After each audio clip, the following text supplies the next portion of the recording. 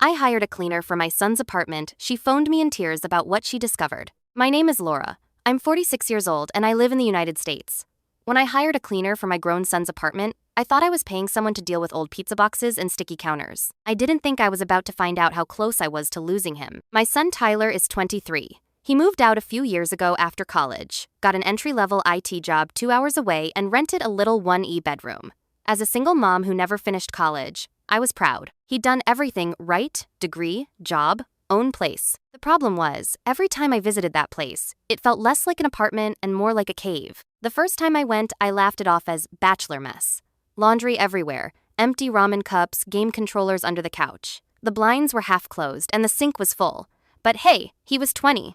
I joked. Ever heard of cleaning products, kiddo? He grinned and said, yeah, mom, I'll get to it this weekend. Work is nuts. But on the next visit, I noticed more than clutter. Tyler looked different. He'd always been slim, but now he was downright skinny. There were dark circles under his eyes. He kept saying he was just tired, that his new project was intense, that he didn't have time to hang out with coworkers. When I offered to help clean while I was there, he refused. You already did that for 18 years, he said. If you start doing it now, I'll never grow up. So I respected his boundary. I got in my car and drove back to my quieter, cleaner house and tried to turn the worry off like a light switch. It didn't work. On the last visit before everything happened, I walked in and felt like the air was heavy. The blinds were shut at noon. The coffee table was buried in unopened mail. I caught a sour smell under the usual food odor and realized there were 2 or 3 empty beer bottles tipped over by the couch. How's work really? I asked. He shrugged.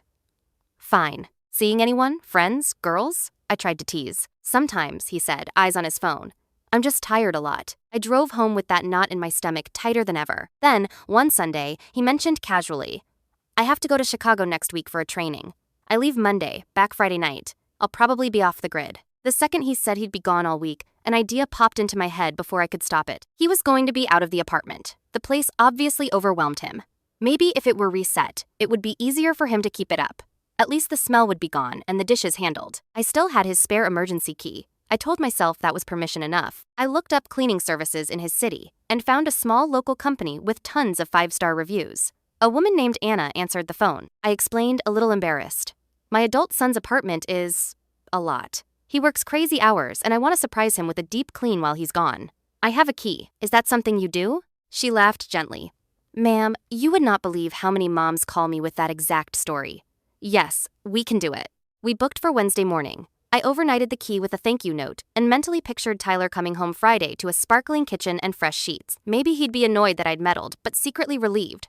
On Wednesday around 10:30 a.m., I was at my desk half answering emails when my cell rang.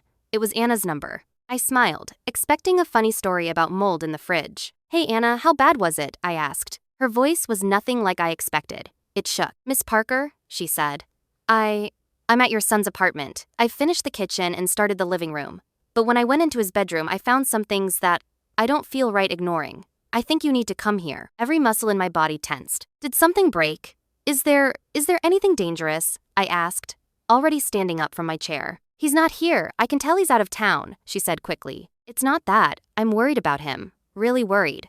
I lost my brother to depression, and what I'm seeing feels familiar. I'm sorry if I'm overstepping, but I'd want someone to call me. My heart dropped to my shoes. I'm leaving work right now, I said. Please stay until I get there if you can. I will, she said. Take your time, but not too much. The 2-hour drive felt like both 5 minutes and 5 years. My thoughts ping-ponged between I'm overreacting and what if he's already gone. I hadn't even considered that my kid might be drowning in something deeper than dirty laundry. When I finally pulled into his complex, Anna was sitting on the curb outside in her cleaning uniform, gloved hands twisted together. She stood when she saw me. Thank you for coming, she said softly. Please, I said, just show me. Inside, the kitchen looked surprisingly clean on his work, but the apartment felt heavy, like walking into a room where someone had just been crying. In the bedroom, the blinds were drawn tight.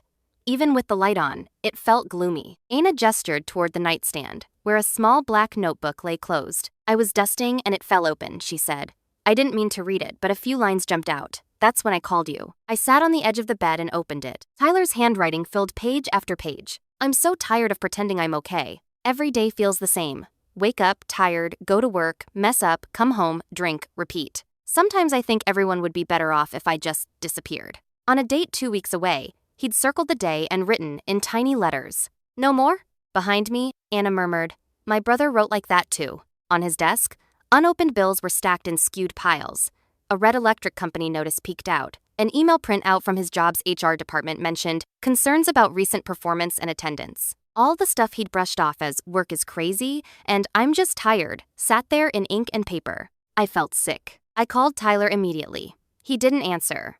On the third try, he picked up, sounding surprised. "Hey, Mom, aren't you supposed to be at work?" he asked. "I'm at your apartment," I said, "with the cleaner I hired while you're gone. I've seen your journal and your bills. Honey, I know you're not okay. I'm terrified." There was a long, awful silence. "You read it?" he said, voice small. "I wish I hadn't had to," I said, "but I did. Please come back here. Don't be alone with this. Come home." When he finally whispered, "Okay," I realized just how close I might have been to never hearing his voice again. It took about 40 minutes for Tyler to get back from his training hotel.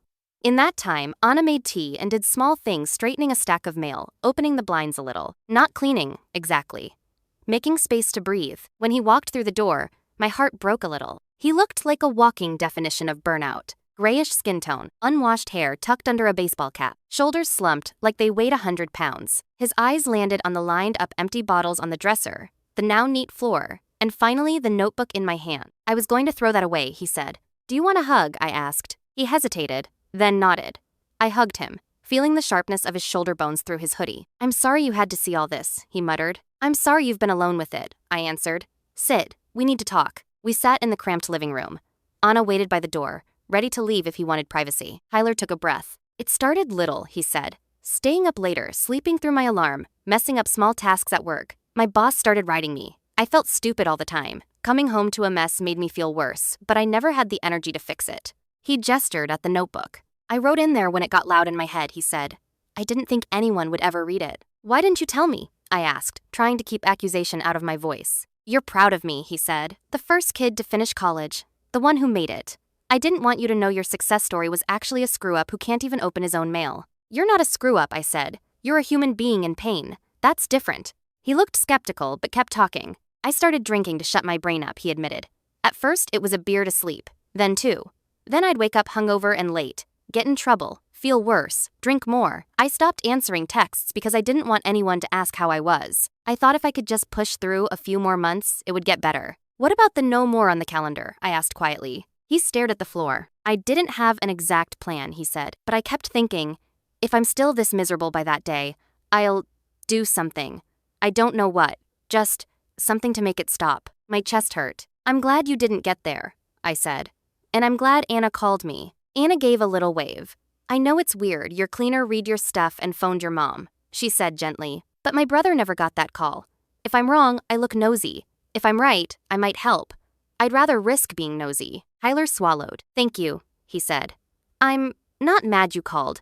I'm just embarrassed." "That's allowed," I said. "You can be embarrassed and still accept help." The rest of that afternoon was about building a plan, not just reacting. First, we agreed he'd talk honestly to a doctor. I called his primary care clinic and pushed for a same-day urgent appointment. Once there, he told the doctor everything: sleep problems, anxiety, drinking, the no more date. The doctor didn't judge. He diagnosed depression and anxiety, ordered some labs, prescribed medication, and referred Tyler to a therapist and psychiatrist. He also wrote a note recommending a medical leave from work. "If anyone at your job gives you grief, have them call me," he said. "You are not weak, you are ill. Big difference." Second, we decided Tyler would come stay with me for a few weeks. "I don't want to move back in permanently," he said. "That feels like failing." "It's not permanent," I said. "It's treatment.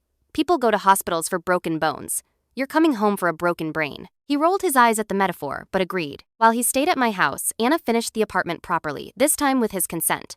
We paid her extra and I left a glowing review that mentioned, without details, how much compassion she'd shown. Over the next months, things slowly improved. Therapy gave Tyler tools too. Challenge the thoughts that told him he was worthless. Break tasks into small steps instead of freezing. Understand that needing medication doesn't make him weak. He eventually switched to a different position within the company with a less toxic manager. We worked together on a budget and set his bills up on auto-pay so envelopes didn't pile up like guilt. One evening, sitting on my couch with his head on the back cushion, he said, "You know, I was really mad at you at first, for sending someone into my apartment, for reading my journal. It felt like the one place I still had control, and you busted in." "I know," I said. "If I just found mess and food, I would have apologized forever. But because I did, I saw how bad it really was. I'm not sorry for that. He picked at a loose thread on the pillow. I'm not either anymore, he admitted. If Anna hadn't read that page and you hadn't come, I don't know what I would have done on that stupid no more day. We both sat with that for a minute. I still want you to knock when you metaphorically come into my room, he added. But I'd rather have an alive mom who sometimes oversteps than a dead son whose privacy was respected. It was a dark joke, but it was ours. People online love to debate boundaries. Some would say, he's an adult, you violated his privacy. You enabled him by stepping in. Others would say, parents should always check on their kids. You did what you had to do. For me, the line is simple now. If the worst thing that happens is my grown kid is mad at me for a while but stays alive long enough to forgive me, I can live with that. I couldn't live with knowing I saw the red flags, shrugged, and said, he's an adult. It's not my business. So I'll ask you, if you had an adult child living alone whose place was spiraling into chaos, and a cleaner you hired called you in tears about what she found, would you go, even if it meant crossing some boundaries? Where do you draw the line between privacy and protection? Let me know what you think.